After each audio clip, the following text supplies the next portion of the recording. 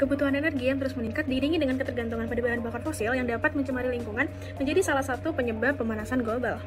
Perkembangan sumber energi terbarukan yang bersih dan berkelanjutan menjadi sangat penting. Saat ini, sumber energi terbarukan yang menjanjikan adalah fusi nuklir. Fusi nuklir memiliki beberapa keunggulan dibandingkan dengan sumber energi terbarukan lainnya, seperti sumber energi yang berlimpah, energi yang bersih, dan juga efisien. Salah satu pengembangan fusi nuklir yaitu International Thermonuclear Experimental Reactor atau disebut dengan ITER. Baik, reaksi fusi ini bersifat universal, di mana reaksi ini terjadi di seluruh alam semesta, contohnya bintang yang menyala. Peran teknologi pada reaksi fusi dapat kita lihat dengan reaksi fusi deuterium-tritium yang dicirikan oleh penampang lintang terbesar dengan maksimum pada energi yang relatif rendah dari orde 100 kV. Reaksi tersebut dapat kita lihat pada berikut, di mana energi yang berasal dari fusi dilepaskan melalui pengaturan ulang ikatan yang membentuk inti helium. Melalui pengaturan ulang ini, sejumlah kecil massa diubah menjadi energi.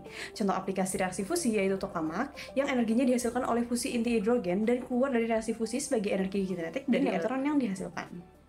Selanjutnya sejarah ITER. ITER berawal dari tahun 1985, di mana pertemuan ilmuwan dari Uni Eropa dan Uni Soviet di Genoa membahas kemungkinan pembangunan reaktor fusi nuklir yang berskala besar.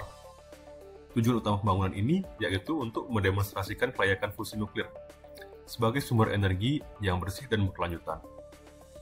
Pada tahun 1992, para ilmuwan dari 12 negara menandatangani peluncuran pertama ITER. Dilanjutkan pada tahun 2006 ketika perjanjian internasional untuk membangun ITER ditandatangani. Kemudian proyek ini berambisi untuk membangun tokamak terbesar di dunia, sebuah perangkat pengurung magnetik yang mampu mempertahankan reaksi fusi nuklir pada suhu yang lebih panas dari inti matahari. Lokasi ITER yang dipilih kali ini yaitu Saint-Paul-les-Durans di Perancis, dan pembangunannya pun dimulai pada tahun 2010. Pertama, arus listrik dialirkan melalui kumparan luar untuk menghasilkan magnet bidang yang akan membantu membentuk plasma. Sehingga selanjutnya arus diumpankan melalui pusat solenoid yang ditingkatkan secara bertahap beberapa menit hingga 40 kOhm seiring dengan meningkatnya arus. Nah, hal itu menciptakan medan magnet yang semakin besar, sehingga selanjutnya saat menambahkan bahan bakar yang sedikit gram gas deuterium dan tritium, saat gas itu juga dipanaskan dengan kuat, maka pulsa gelombang mikro terurai menjadi partikel bermuatan seperti plasma kawat petir dan plasma konduktor yang dapat membawa arus. Nah, sekarang adalah momen besar solenoid pusat yang mana banyak hal terjadi dengan cepat dan bersamaan.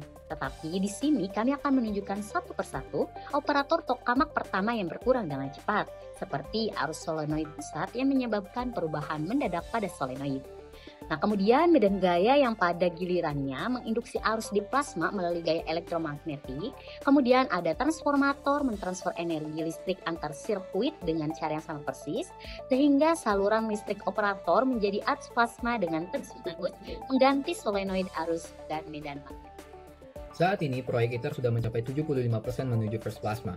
Komponen seperti vacuum vessel, cryogenic plant, power supply, dan sistem pendingin telah terpasang.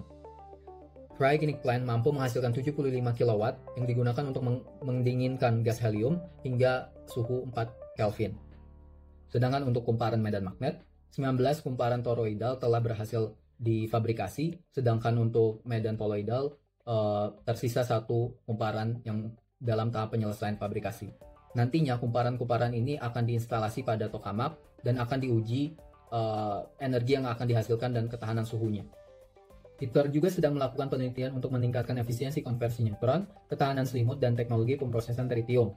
Salah satu bahannya adalah litium titanat, yang diradiasikan dengan neutron fusi sehingga dapat berkontribusi dalam optimalisasi reaktor fusi. Targetnya, energi yang dihasilkan 10 kali lipat dibanding dengan energi yang diperlukan untuk mengoperasikan reaktor tersebut. Proyek ITER direncanakan akan mulai beroperasi fase pertama pada tahun 2025 dan akan dilakukan pengembangan hingga tahun 2035 untuk mencapai energi listrik sebesar 500 MW.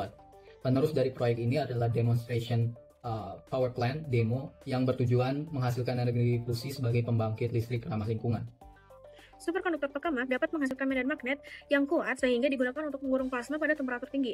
Saat ini, proyek ITER sudah mencapai 75% menuju first plasma. Pengembangan ITER meliputi neutron dan juga bahan superkonduktor. Proyek ini merupakan tahap awal eksplorasi energi fusi sebagai energi ramah lingkungan, dan penerus proyek ini adalah DEMO. Negara Tiongkok dan juga negara Jepang merupakan contoh negara yang telah merencanakan proyek DEMO untuk menghasilkan energi yang ramah lingkungan.